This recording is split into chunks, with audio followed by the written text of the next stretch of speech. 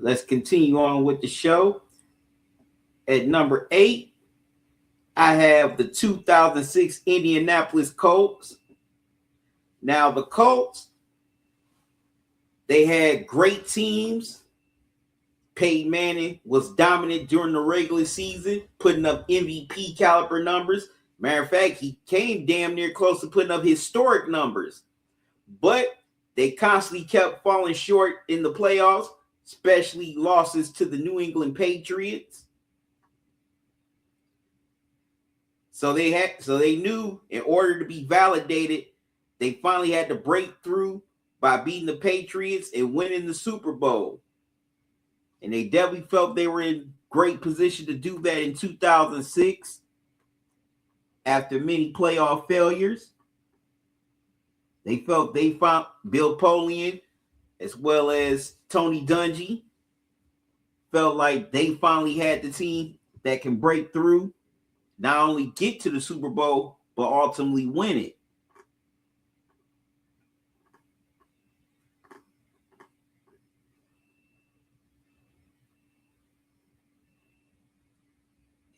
And they made some pretty big, they made a few big acquisitions.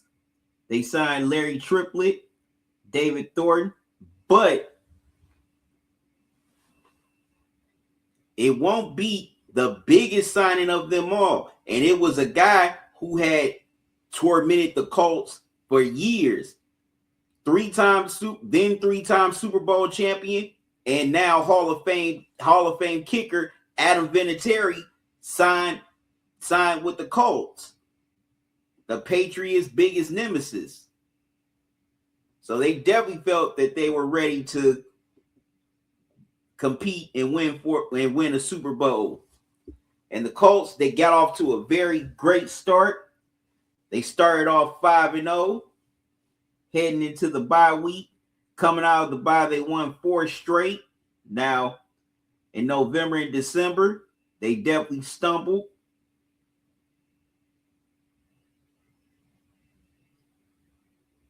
As they had 4 huge losses.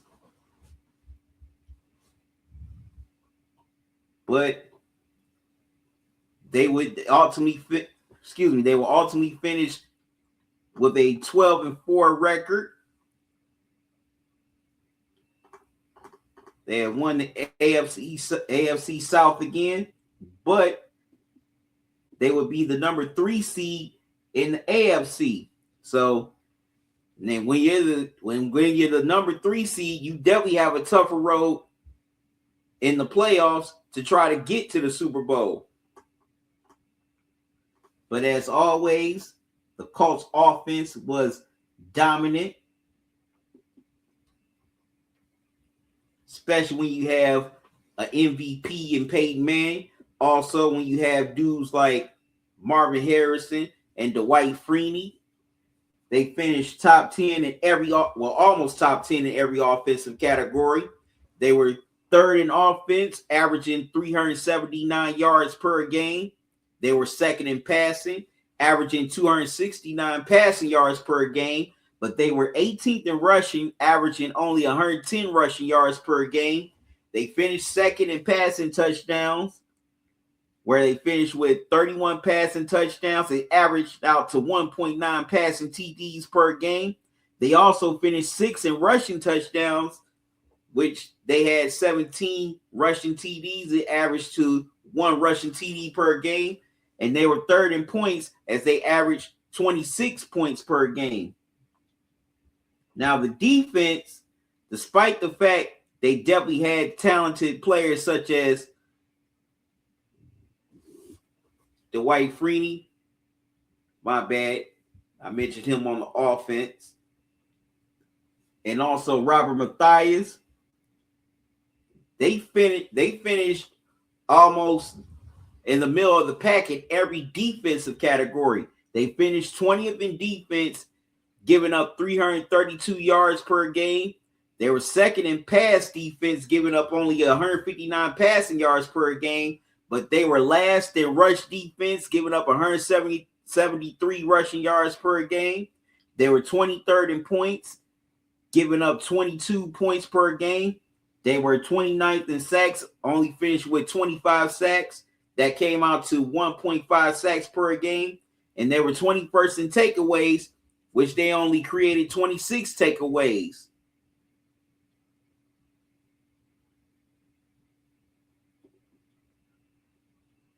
Well, now the playoffs began, and the Colts definitely were huge underdogs coming into the playoffs, not only because of their playoff history, but also they had some other great teams ahead of them that people were paying more attention to. But coming wild card weekend, the Colts dominated the Chiefs at home 23-8. Now, the divisional round, they faced their biggest test in the Baltimore Ravens. Now, this is the team who had eliminated them.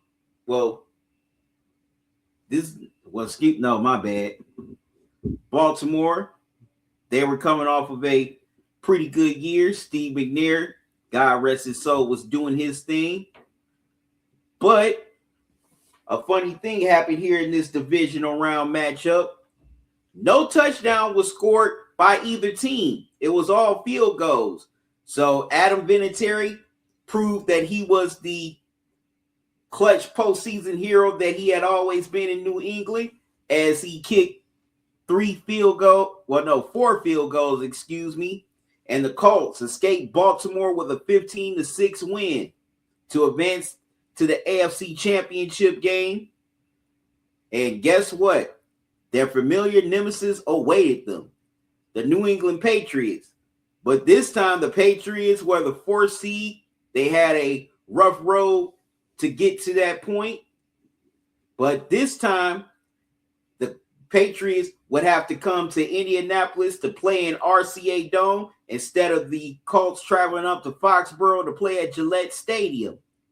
So you definitely thought this would be an advantage for the Colts. Wrong. In the AFC Championship game, the Patriots came out firing on all cylinders in that game. They took a commanding 28-0 lead by halftime. No, 28-3, excuse me. And you thought, here we go again. The Colts were going to come up short against the Patriots once again here in the AFC Championship. Well, no, 21-3 in the first half.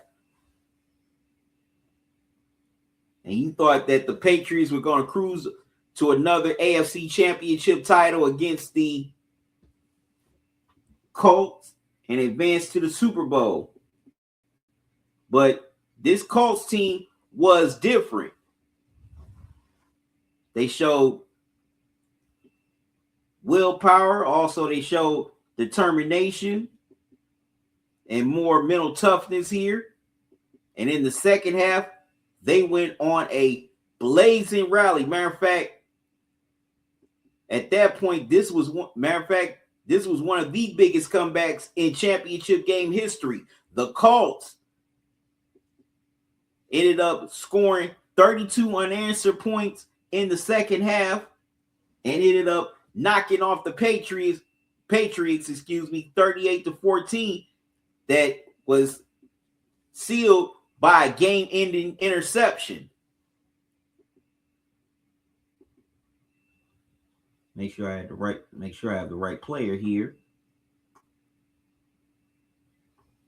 And that was cornerback Martin Jackson, who intercepted Tom Brady's pass to seal the game and to advance to the Super Bowl for the first time since they moved to Indianapolis.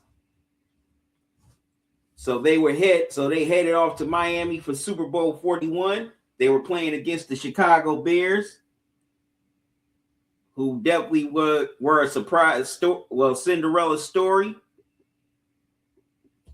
as they had a pretty dominant playoff run and were riding into the Super Bowl with a lot of momentum.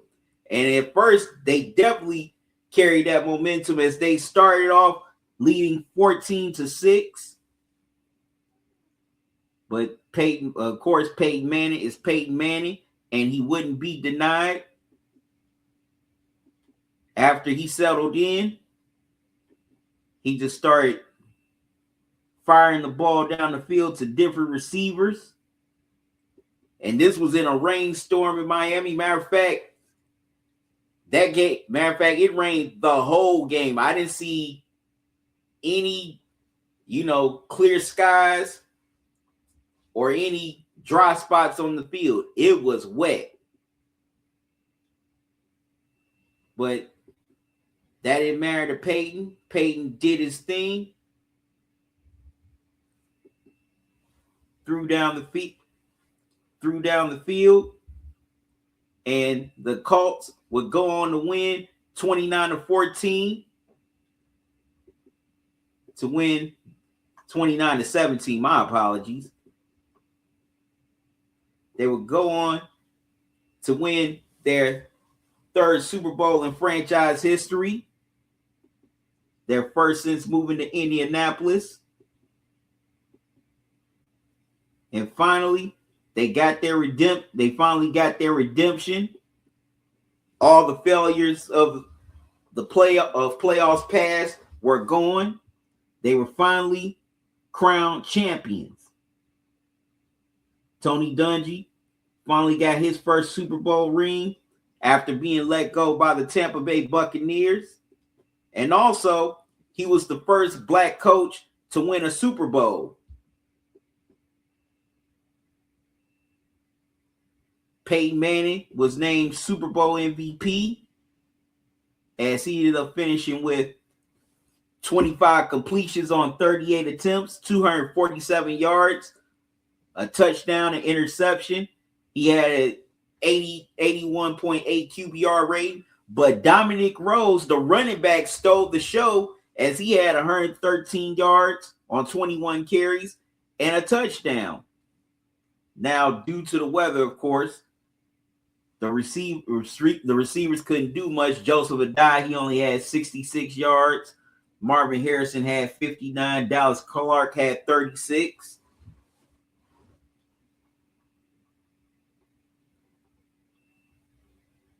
So this was definitely a running backs game. And Rose definitely balled out here in this Super Bowl. And also, this Super Bowl was historic for another reason. It was the first time two black coaches faced off against each other in the Super Bowl. You had Tony Dungy for the Colts, Lovie Smith for the Bears. But I picked this team because this team's story was the story sports are made of. You keep on getting up, falling down, getting up, falling down, until finally you rise up, stand up, and take down the bully that's been terrorizing you for a long time, and finally you win. And that's what this was for the Colts. The Patriots were that Debo, and the Colts were Craig. I'll put it in Friday terms. But finally, once they threw that brick and knocked out the Patriots, it was on from there, and they went on to win the Super Bowl. Also, they didn't do this in a, sexy way. They had to really grind. I mean, they were the third seed in the AFC, so of course they had the wild card at home, but then they had to go play a tough Baltimore team on the road in Baltimore, and that's a very hostile crowd. Then you got to turn around and play Tom Brady, Bill Belichick, and the Patriots, who had won 3 Super Bowls at that point. And then in the Super Bowl, you had to play a hot Bears team, who had who was a Cinderella story, but they had pretty much dominated during the regular season, as no one expected them to. And plus, this Super Bowl being historic, like I just mentioned, with two black coaches coaching against each other in the Super Bowl, and a black coach making history by winning his first Super Bowl in Dungy. Plus, this team was definitely talented, and they don't get the respect. It seemed like some of the Colts teams that failed in the past get a little more respect than this Colts team that ultimately won the Super Bowl. And that's a shame. And also, got to mention Bill Polian, the GM. He was the GM of the Bills back in the 90s that made those 4 straight Super Bowls, and they always came up short. He finally got his ring as a GM. And this Colts team definitely went on an amazing run that a lot of people definitely should pay more attention to and give more props to.